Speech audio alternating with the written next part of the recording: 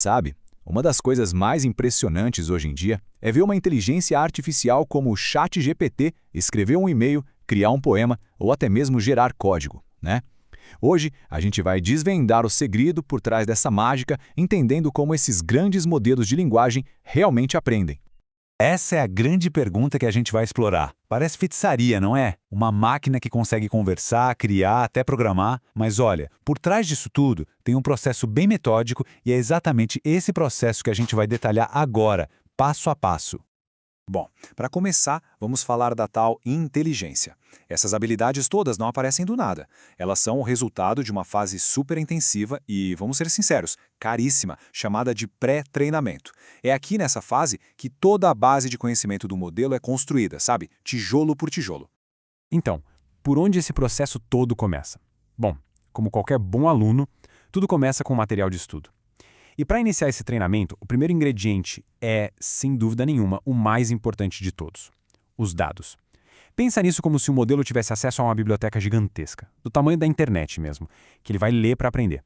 O nome técnico para essa biblioteca toda é dataset. É o conjunto de dados, sabe? O material bruto que dá tudo que o modelo precisa para entender não só as palavras, mas como elas se conectam para formar ideias, frases e até os padrões de escrita que a gente associa com emoções e estilos. E quando a gente fala em gigantesca, não é exagero não. Para você ter uma ideia, o GPT-3 foi treinado com mais de 45 terabytes de texto. É um volume de informação que, sei lá, um ser humano não conseguiria consumir nem em 1000 vidas. E a diversidade dessa informação é a chave de tudo. O modelo não lê só um tipo de texto. Ele aprende com uma varredura da internet inteira, com milhões de livros, com a Wikipedia de cabo a rabo e até com um monte de código de programação. Isso garante que a base de conhecimento deles seja super ampla e variada. E aqui vem o ponto crucial. Durante essa fase, ninguém está ensinando o modelo de forma explícita. Não tem um professor dizendo, olha, isso aqui é um substantivo, ou essa frase está certa. O modelo é simplesmente exposto a esse mar de texto e aprende a identificar os padrões da linguagem sozinho. É o que a gente chama de aprendizado não supervisionado. Ok, então o modelo tem acesso a todos esses dados e aprende por conta própria. Mas como ele aprende? Qual é a tarefa que ele fica fazendo sem parar para extrair tanto conhecimento? A resposta é surpreendentemente simples. No fundo, é basicamente um jogo de adivinha a próxima palavra, só que numa escala que a gente mal consegue imaginar. O nome técnico para essa tarefa é Next Token Prediction, ou previsão do próximo token. E a mecânica é exatamente essa. O modelo recebe um trecho de texto e o único objetivo dele é prever qual é a palavra mais provável que deveria vir logo em seguida. Vamos pegar um exemplo prático para ficar claro. O modelo recebe a frase "o formato da Terra é". Aí, lá dentro, ele calcula as probabilidades de todas as palavras que poderiam vir depois. Com base nos 45 terabytes de texto que ele já leu, a palavra com a maior chance estatística de aparecer ali é redondo. E ele faz isso trilhões e trilhões de vezes. É aqui que a coisa fica interessante. Talvez fique a dúvida como é que uma tarefa tão simples de prever a próxima palavra pode gerar habilidades tão complexas como escrever poesia ou código. A resposta não está na tarefa em si, mas na escala gigantesca em que ela é executada. Fazer essa tarefa algumas vezes não ensinaria muita coisa, mas executar isso trilhões de vezes com todos os tipos de texto força o modelo a internalizar conceitos muito mais profundos sobre o mundo e sobre a linguagem. Tudo isso só para conseguir fazer previsões cada vez melhores. Pensa só, para prever a próxima palavra do jeito certo, o modelo é obrigado a aprender gramática. Para saber que latir geralmente vem depois de cão, ele precisa aprender o significado das palavras, a semântica. Para completar, o formato da Terra é com redondo, ele precisa ter absorvido o conhecimento de fatos. E para prever a conclusão de um argumento, ele precisa reconhecer padrões de raciocínio. Tudo isso surge dessa tarefa simples de prever a próxima palavra.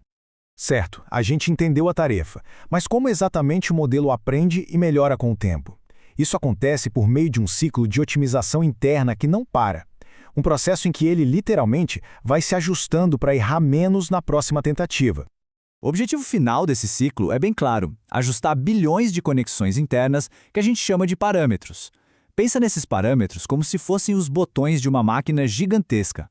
O objetivo é ir girando cada um desses bilhões de botões na direção certa para diminuir o erro entre a previsão dele e a palavra que realmente vinha a seguir no texto original. E esse ciclo de aprendizado tem 4 etapas que se repetem o tempo todo. Primeiro, o Forward Pass. O modelo faz uma previsão, chuta uma palavra. Segundo, o cálculo da perda. Ele mede o quão errado ele foi, como se estivesse conferindo o gabarito. Terceiro, o Backward Pass. Essa informação do erro é enviada de volta pela rede inteira, identificando quais conexões ajudaram a errar. E, por fim, a atualização. Ele usa essa informação para fazer pequenos ajustes nos parâmetros para que da próxima vez a previsão seja um pouquinho melhor. E é a repetição massiva desse ciclo de prever e corrigir que transforma uma rede neural que começou em branco em um poderoso modelo de fundação. Um modelo com um conhecimento gigantesco e generalizado sobre a linguagem e sobre o mundo, pronto para ser ajustado para tarefas específicas. Então, vamos só recapitular os pontos principais. Os LLMs aprendem lendo uma quantidade absurda de texto da internet. A tarefa principal deles é um jogo de adivinhação em escala monumental. Prever a próxima palavra. É dessa tarefa simples que as habilidades complexas aparecem. E todo o processo de aprendizado é um ciclo que não para. Fazer previsões, medir o erro e se autoajustar para melhorar. Isso tudo nos deixa com uma última pergunta para a gente refletir. Se toda essa inteligência que a gente vê nascer de uma tarefa estatística, de prever a próxima palavra, o que isso nos diz sobre a natureza do conhecimento e do que é o verdadeiro entendimento? Uma questão fascinante para a gente continuar explorando.